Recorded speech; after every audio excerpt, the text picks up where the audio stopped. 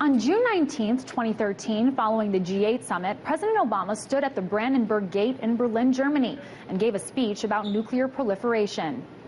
And so, as president, I've strengthened our efforts to stop the spread of nuclear weapons and reduce the number and role of America's nuclear weapons. President Obama said he wanted to bring nuclear warheads to their lowest level since the 1950s. But in that same month, his administration simultaneously unveiled a $275 billion plan over the course of 25 years to modernize its nuclear warheads and production capacity.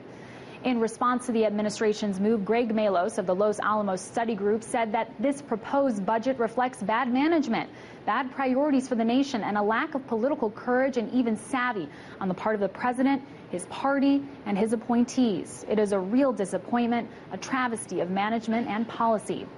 Now, according to a new report by the U.S. Government Accountability Office, the government's gross mismanagement of nuclear weapons also extends to the nuclear infrastructure that's already in place.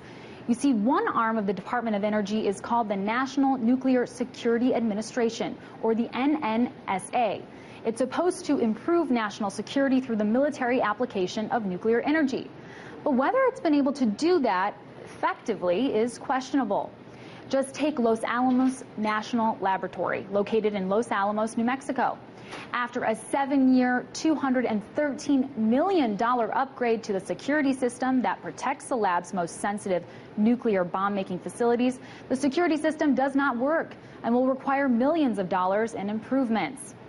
But aside from the wasted money, even the placement of the laboratory is problematic. You see, these facilities sit atop a fault line and remain vulnerable to collapse and therefore dangerous radiation releases.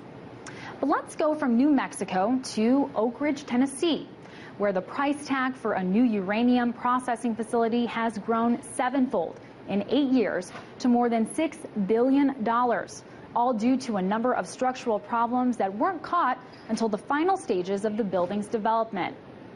Now, those are just 2 examples, but the reality is that almost all of the major projects under the NNSA are seeing major errors in development.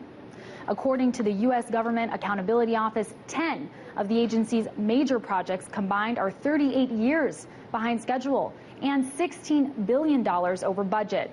Now, advocates say that spending is what we need to keep the country safe. But critics like U.S. Senator Claire McCaskill, chairwoman of the Senate Homeland Security Financial and Contracting Oversight Committee, say that the agency, which is run by 92,000 contractors, has turned into a massive jobs program.